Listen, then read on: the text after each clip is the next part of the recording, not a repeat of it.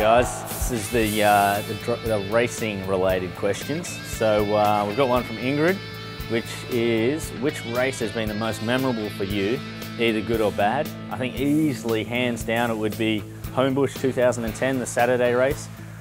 It was probably my most memorable moment in my career. It wasn't a racing moment or a winning or a championship win. It was just purely seeing a team work as well as what it did on that very day with after that crash, with how all the boys pulled together and we got out before the Triple Eight guys. And that for me is my most memorable moment of my whole career. All right, Lindsay, how do you think the sport will go with all the different engine configurations for 2017?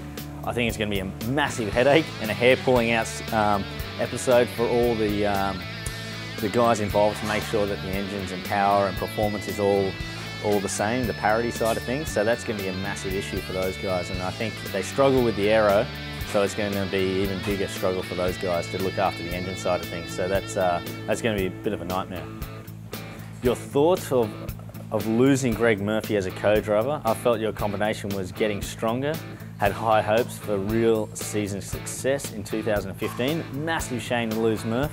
I said we were the dream team, but in the end we ended up being the dreamer team because we didn't win Bathurst or the Gold Coast, and we only got a second at Sandown. So we had high hopes. We had a massive amount of bad luck go our way throughout both years we were together, but it's going to be a big blow for us as a team to lose Murph.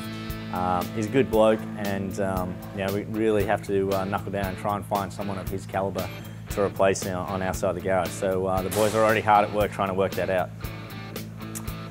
Rightio, Daniel, who would you rather have as a co-driver, Whincup, Lowndes or Winterbottom? None of those guys. I'd rather have, I think one of the greats, obviously the late Jack Brabham would be an amazing guy to race alongside, or Jackie Stewart or someone of that era. I think would be a fantastic guy just to race with and just see how they go about everything, just because of how much the sport's evolved and changed. For me, that would be something I'd be more interested in doing than racing with one of those boneheads. Shane, do you watch NASCAR? If so, who is your favourite driver? And how hard was it to control the car in the wet at Sydney? So there's two questions for Shane. First one, do I watch NASCAR? A little bit. I'm not really interested. I find it quite boring. And I don't really have a favourite driver in NASCAR. I drove Kurt Busch's car last year, which was pretty cool. But yeah, it's something I'm not really interested in. And the car was ridiculous in the wet at Homebush. It was aquaplaning at 80 k's behind a safety car, so it was the right thing that Supercars did to stop the race, because someone was going to get pretty badly hurt. So it was good. Well done to Shane Howard and the boys for seeing that and not putting us through that, and the boys behind me with the crazy amount of work they would have had over Christmas.